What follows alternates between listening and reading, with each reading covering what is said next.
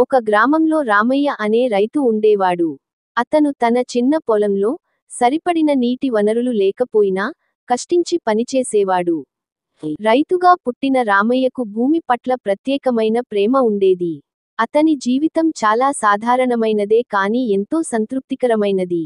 ఒకసారి గ్రామంలో తీవ్ర వర్షాభావం ఏర్పడింది. వరుసగా 2 ఏళ్లు వర్షం పడకపోవడం వల్ల భూమి బోసిపోయింది.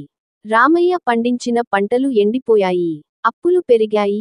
కుటుంబ పోషణ కష్టమైంది. గ్రామంలోని రైతులు ఊరు వదిలి ఇతర ప్రాంతాలకు వెళ్లే పరిస్థితి వచ్చింది.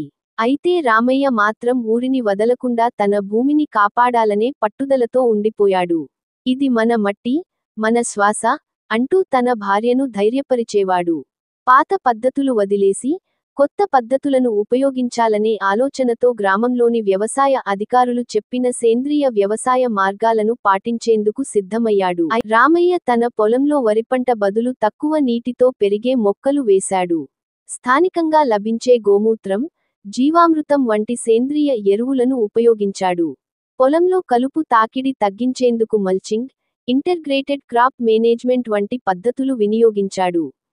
మొదటిసారిగా అతని పొలంలో పచ్చదనం కనిపించింది. నెమ్మదిగా రామయ్య చేసిన ప్రయత్నాలు ఫలించాయి. పొలం మంచి పంట ఇచ్చింది. ఊరంతా అతని పొలం చూసి ఆశ్చర్యపోయింది. ఇతర రైతులు కూడా అతని పద్ధతులను అనుసరించసాగారు. గ్రామంలో మళ్లీ రైతులు భూముల వైపు తిరిగి రావడం మొదలైంది. రామయ్య కథ ఓ స్ఫూర్తిదాయకమైన ఉదాహరణగా మారింది. విశ్వాసం, పట్టుదల, మార్పు స్వీకరించే ధైర్యం ఉంటే ఏ అడ్డంకినైనా దాటొచ్చు అని చెప్పే రామయ్య గ్రామంలో ఒక మార్గదర్శిగా నిలిచాడు.